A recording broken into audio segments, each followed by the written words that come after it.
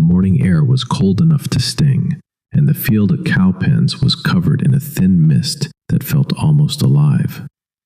Men stood shoulder to shoulder, breathing hard, waiting, bracing. Some whispered a prayer, some stared straight ahead, refusing to blink. Then it happened. A wave of British soldiers stormed over the rise, convinced the Americans were broken and running.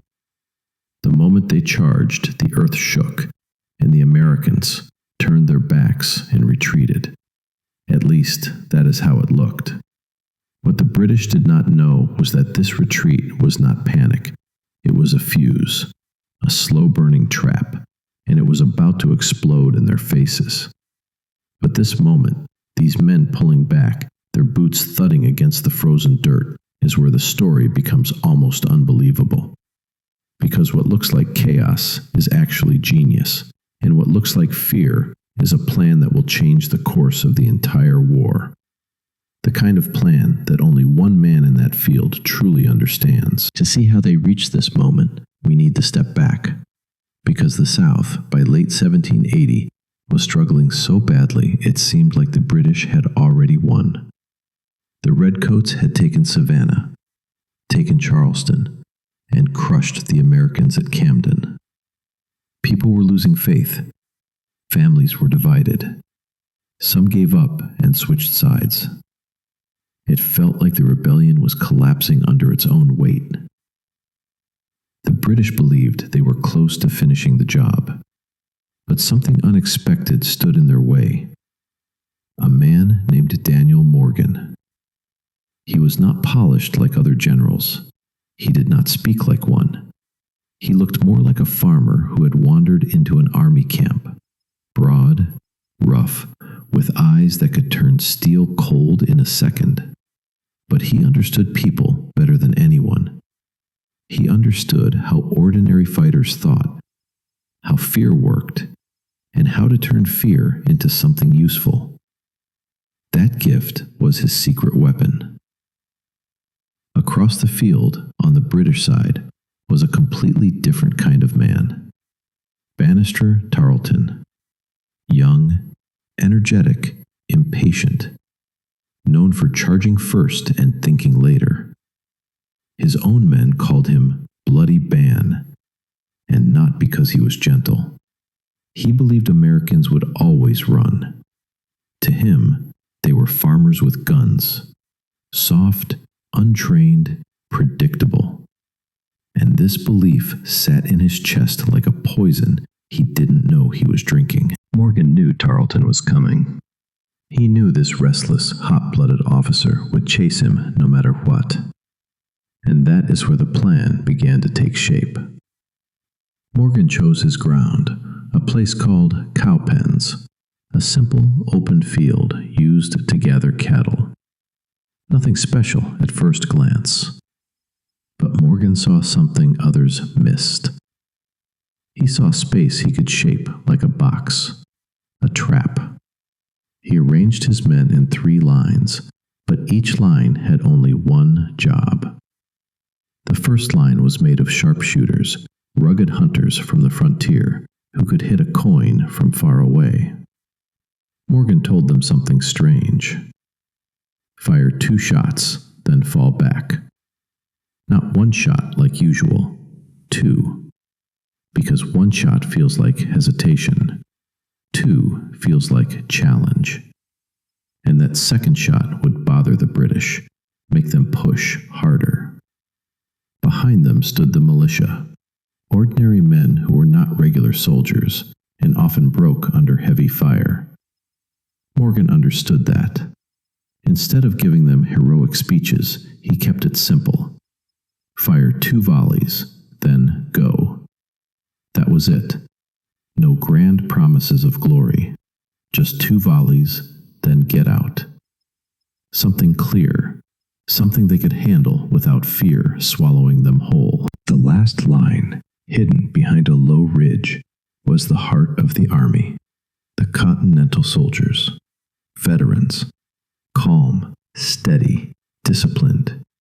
Led by John Howard, a man who understood focus better than fear. They waited quietly, knowing they were the final hinge in the trap. Now we return to the morning of the battle. Tarleton arrived fast, as Morgan predicted. No scouting, no slowing down. He saw Americans pulling back and felt a surge of excitement. He thought he had them. He thought he was watching an old, familiar pattern. The Americans were scared again, running again, breaking again. And once he believed that, he pushed everyone forward without thinking. The sharpshooters fired their 2 shots and fell back. Tarleton barely noticed the accuracy. They had hit key officers, but all he saw was retreat. He urged his men faster. The militia fired their 2 volleys next. Smoke rolled across the ground. Redcoats stumbled and closed the gaps, pushing forward. The militia turned and moved back. Again, Tarleton smiled to himself. Everything seemed to be proving him right. The Americans were folding. But they were not. Each retreat was exactly what Morgan wanted. The British rushed up the small rise, panting, disorganized, stretched out like a rope being pulled too far. And then, like walking into a door they didn't see, they reached the top of the ridge and froze. Suddenly, standing in perfect shape, waiting for them, were the Continental soldiers. Calm, silent, muskets raised. For a heartbeat, the British did not understand what they were seeing. Then the American fire erupted at almost point-blank range. It was devastating. The British line wavered, stumbling under the shock of the blast. At that exact moment, Morgan gave the next order. The Continentals surged forward with bayonets fixed, pushing hard. And then, from the sides, like the jaws of a trap snapping shut, the militia who had fallen back earlier returned to strike the flanks. The British suddenly found themselves surrounded, squeezed from every direction. What happened next is something rarely seen in military history. A perfect double envelopment. A move so clean and so complete that it echoed the ancient Battle of Cannae, where Hannibal used the same trick thousands of years earlier. Very few battles ever pull it off. Cowpens did. Tarleton tried to regain control. He rode through the chaos, shouting orders, grabbing fleeing soldiers, trying to turn the tide. But the field was slipping away from him. His elite troops, the pride of his command, were collapsing. There was nothing left to salvage. In the end, he fled with only a small handful of men, barely escaping capture. The humiliation would stay with him forever. When the smoke cleared, the Americans had suffered fewer than 100 casualties. The British, on the other hand, had lost around 800 men killed, wounded, or captured. It was not just a win. It was a masterpiece. More than that, it changed the emotional temperature of the war. Word spread that the Americans could do more than survive. They could outthink, outmaneuver, and outfight the best the British had. It shattered Tarleton's elite force.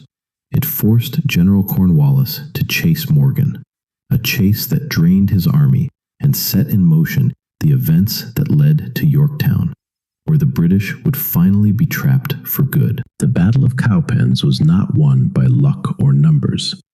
It was won by a man who understood fear, understood people, and trusted his fighters to do exactly what they could handle, and nothing more. It proved that smart can beat strong, and that even in the darkest times, ordinary men can rise when someone believes in them. But the story does not end here, because what happened after this victory forced the British commander to make a choice so risky, so desperate, that it would push both armies toward one of the most decisive turning points in the entire war. A turning point that no one on that cold morning at Cowpens could have seen coming. And that is where the next chapter begins.